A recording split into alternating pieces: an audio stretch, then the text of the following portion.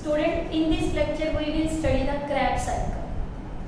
हमने last lecture में किया था कि क्या है एरोबिक रेस्पिरेशन में ग्लाइकोलिसिस से जो पायरुवेट बनता है वो क्या करता है, एंटर करता है कहाँ, साइटोप्लाज्मा से माइटोकॉन्ड्रिया में। तो इससे पहले क्या है, ये पायरुवेट अपने आप को एसिटाइल कोए में कन्वर्ट करता है। उसे हम क्या बोलते हैं, लिंक रिएक्शन। यानी कि क्या है, लिंक रिएक्शन के बाद जो एसिटाइल कोए बना वो साइटोप्लाज्मा से माइटोकॉन्ड्रिया मैट्रिक्स में आ जाता है और उसके बाद जो साइकिल स्टार्ट होता है उसे हम क्या बोलते हैं, क्रेब्स साइकिल। यानी कि क्रेब्स साइकिल कैरेक्टरिस्टिक्स किसकी है, first it occurs in the aerobic respiration.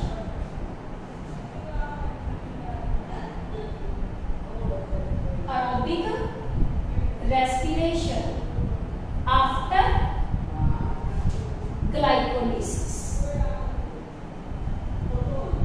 ठीक है। यानी कि ये स्टेप किसका है, एरोबिक रेस्पिरेशन का। अब देखो इसका नाम क्या है, क्रेब्स साइकिल। इसे क्रेब्स साइकिल क्यों बोलते हैं, because it is first elucidated by, elucidate किसने किया इसको, एल्यूसिड हैंस क्रैब ने, हैंस क्रैब। ये एक क्या है, बायोकेमिस्ट, यानी बायोकेमिस्ट्री, ये यानी क्या है, बायोकेमिस्ट। कब दिया, 1940s में। So the name of the Krebs cycle is the Krebs cycle due to first elucidated by the Hans Krebs. Second, the other name of this cycle is the citric acid cycle. Citric acid cycle यानी CAC, because first product is citric acid, ठीक है। इसका एक नाम और है क्या, ट्राइकार्बोक्सिल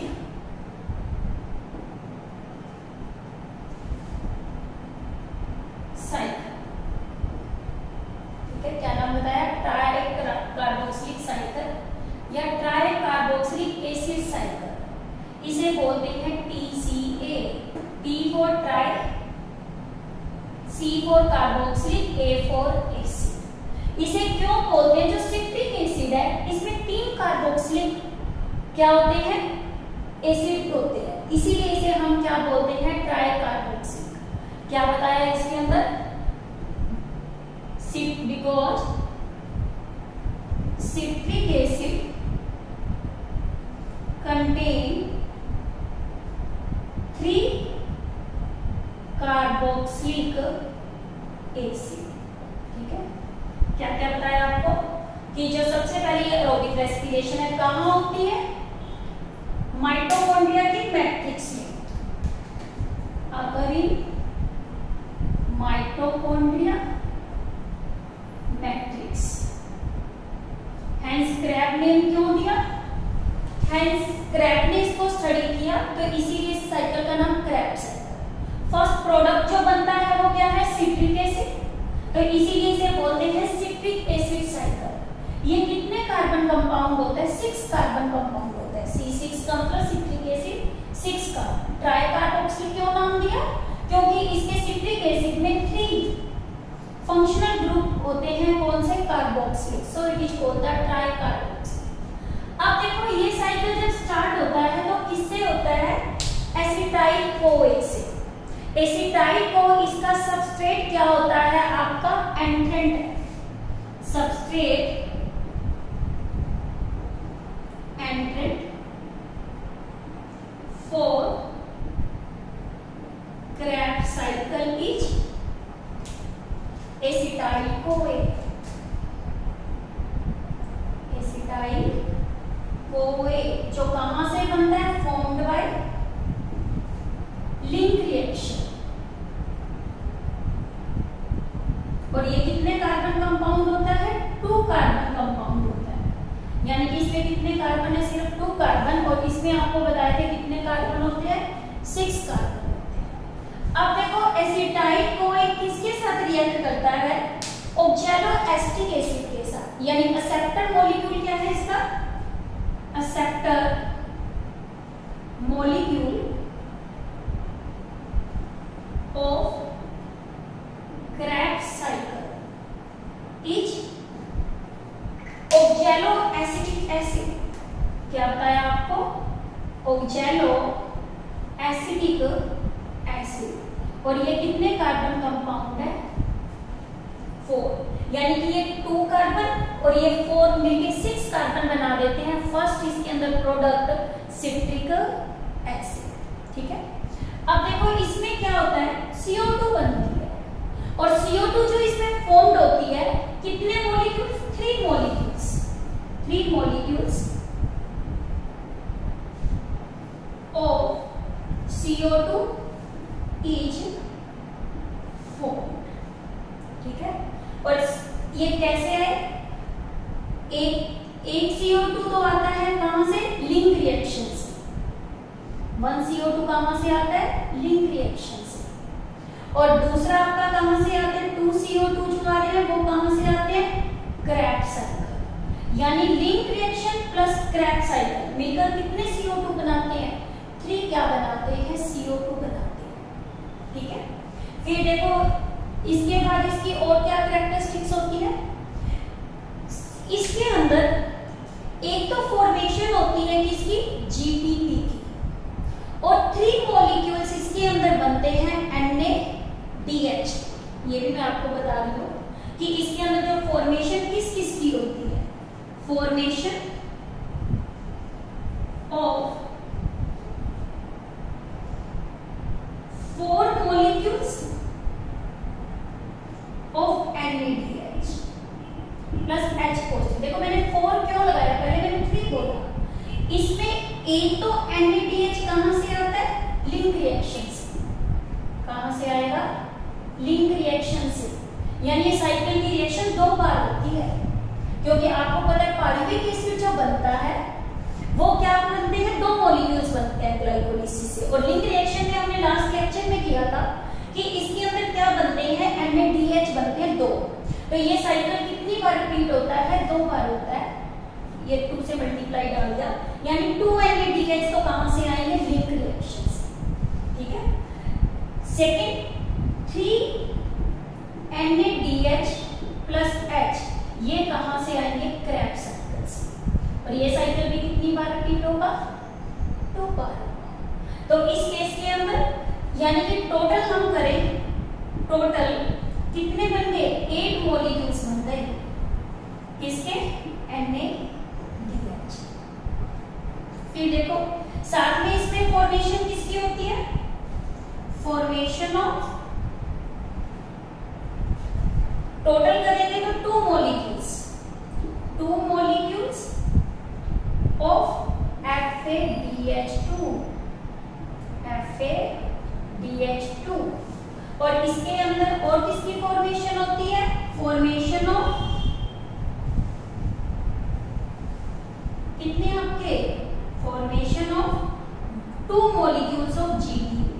ये टोटल ही ले लो, आप टोटल को ही लेके चल पड़ो, क्योंकि साइकिल 2 बार रिपीट होता है। ये सब इसके प्रोडक्ट है, ये सारे इसके क्या है? प्रोडक्ट। ये एब्स्ट्रैक्ट मैंने इसीलिए निकलवा दिया क्योंकि ये नीट पॉइंट तो बहुत इंपॉर्टेंट है। नीट हो गया, ऑब्जेक्टिव हो गया, क्योंकि आपका पेपर जो आता है वो सब्जेक्टिव भी है ऑब्जेक्टिव भी है। 5 मार्क्स के आपके क्वेश्चन, इसमें 5 क्वेश्चन ऑब्जेक्टिव आते हैं, तो इसमें आपको प्रोडक्ट पता होने चाहिए कितने बनते हैं। अब आपको पता चल गया कि इसके अंदर टोटल लिंक रिएक्शन को जोड़ें तो 8 मॉलिक्यूल्स बने। एक आपको पीछे भी बताया था, 8 मॉलिक्यूल्स जो NADH के हैं वो आगे जाके कितने ATP बनाते हैं? एक मॉलिक्यूल 3 बनाता है, तो 8 कितने बनाएगा? 24 ATP। क्योंकि आपको मैंने बताया है एक NADH कितने ATP बनाता है? कितने बनाता है? ये 3 ATP बनाता है एक NADH, और 8 से मल्टीप्लाई किया तो कितने हो गए? 24। एक FADH आगे जाके इलेक्ट्रॉन ट्रांसपोर्ट टर्मिनेशन ऑक्सीडेशन में, यानी ऑक्सीडेटिव फॉस्फोरिलेशन में कितने ATP बनाता है? 2 ATP बनाता है। तो यानी कि 2 2 आपके हो गए, 2 मॉलिक्यूल्स ऑफ FADH2 कितने बनाएगा, 4 क्या बनाएगा, ATP। और 2 मॉलिक्यूल्स इसमें GTP बनते हैं, GTP हम इक्विवेलेंट मानते हैं किसके, ATP के। तो यानी कि 2 मॉलिक्यूल्स इसमें किसके बनते हैं, आपके ATP के। टोटल आप देखो 24 और 4 28 और 30 ATP, यानी एनर्जी यील्डिंग प्रोसेस आपका कौन सा है, एनर्जी यील्डिंग स्टेप मेनली कौन सा आपका, Krebs cycle. This question is very very important from new point of view also objective कि एनर्जी यील्डिंग स्टेप कौन सा है, Krebs साइकिल है। अब देखो Krebs साइकिल के अंदर भी 10 स्टेप्स हैं। ये प्रोसेस कैसा होता है, साइक्लिक इन नेचर। क्या है ये प्रोसेस, कैसा है, साइक्लिक पाथवे। ग्लाइकोलिसिस आपने किया था वो कैसा था, स्ट्रेट पाथवे था, और ये वाला पाथवे कौन सा है, साइक्लिक है। अब देखो इसमें हमें लर्न करना है कि इसके जो स्टेप थे, जैसे वहां आपने किया था किसे, पिपली के अंदर क्या किया था, प्रिपेटरी फेस है। डी साइड्स वो कौन सा बताया था, पेव पाथवेज बताया था, कि मैं लिंक भी मेंशन कर दूंगी इसमें अपने, कि ग्लाइकोलिसिस के स्टेप को ट्रिकी वे से कैसे लर्न करना है इन माय डिस्क्रिप्शन बॉक्स।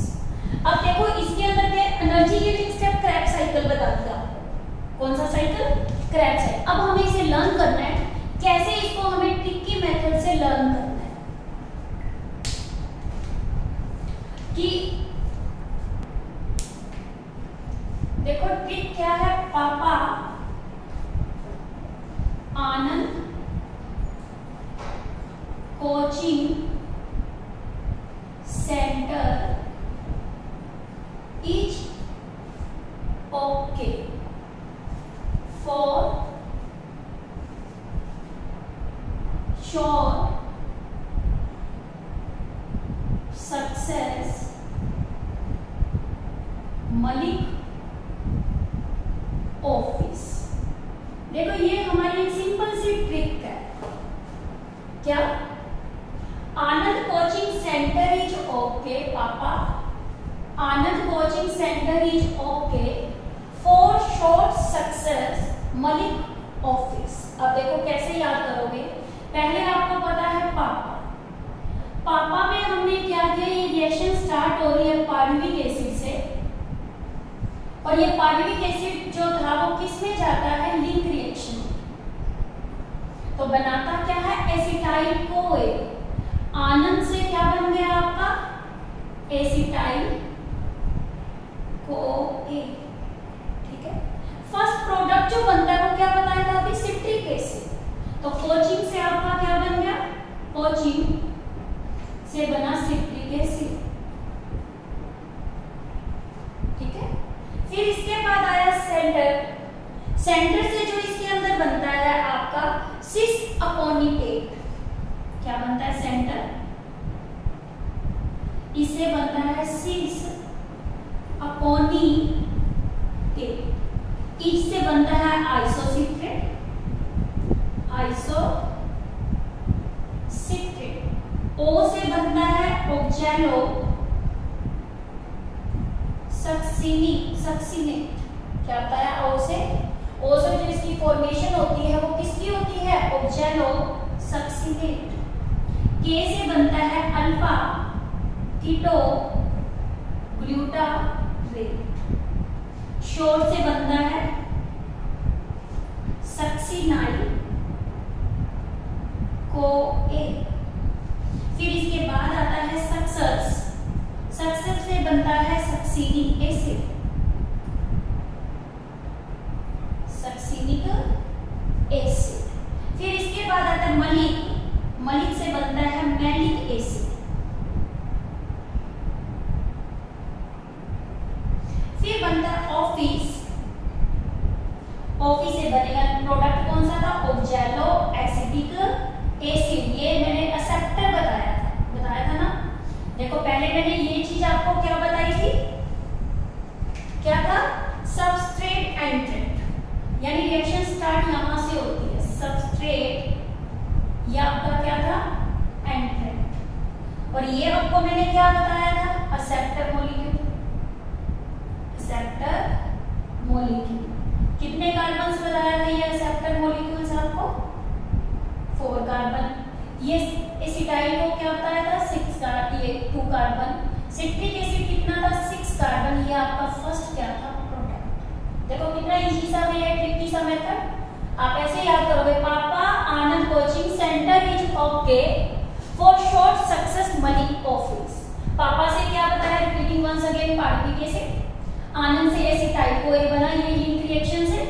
फिर इसके बाद बताया कोचिंग से क्या बना सिट्रिक एसिड, सेंटर से बना सिस अकोनिकेट, इस से बना आइसोसिट्रेट, O से बना ऑक्सैलोसक्सिनेट, K से बना अल्फा कीटोबुटाइरेट, शॉर्ट से बना सक्सिनाइल कोए, सक्सेस से बना सक्सिनिक एसिड, मलिक से बना क्या मैलिक एसिड, और मैलिक एसिड से फिर बना क्या ऑफिस से बना ऑक्सैलोएसिटिक एसिड। अब यहाँ काउंट करो तो कितने हैं 1 2 3 4 5 6 7 8 9 फिर 10। ग्लाइकोलिसिस में भी कितने स्टेप थे 10। अब इसके अंदर भी कितने स्टेप हैं 10, और उनके 10 स्टेप को आपने ये सब इसके अंदर प्रोडक्ट बनते हैं 10, जब हम साइकिल को क्या करेंगे लर्न करेंगे। अब 10 स्टेप ये है, वहां आपने याद किया था किसे पिपली साइड से, वो स्टेप के नाम थे। अब देखो सबसे पहले हमारा क्या है फर्स्ट स्टेप जो इसके अंदर बनता है, स्टेप्स के नाम क्या है इसके 10 स्टेप्स है। 10 स्टेप्स इसके क्या क्या रहते हैं। फर्स्ट स्टेप होता है कंडेंसेशन। देखो कंडेंसेशन है तो फ्यूज होना, इसमें 2 चीजें जुड़ जाती है, एसिटाइल कोए, क्या क्या जुड़ता है इसमें acetyl CoA plus oxaloacetic acid. Oxaloacetic acid को हम किससे लिख लेते हैं इससे। ये पहला स्टेप होता है इसका, जिसे हम स्टेप नंबर क्या बोलते हैं 1 कंडेंसेशन।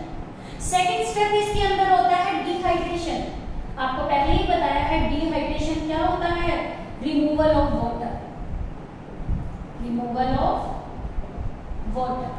फिर इसके बाद यही वाटर वापस ऐड हो जाता है तो हाइड्रेशन।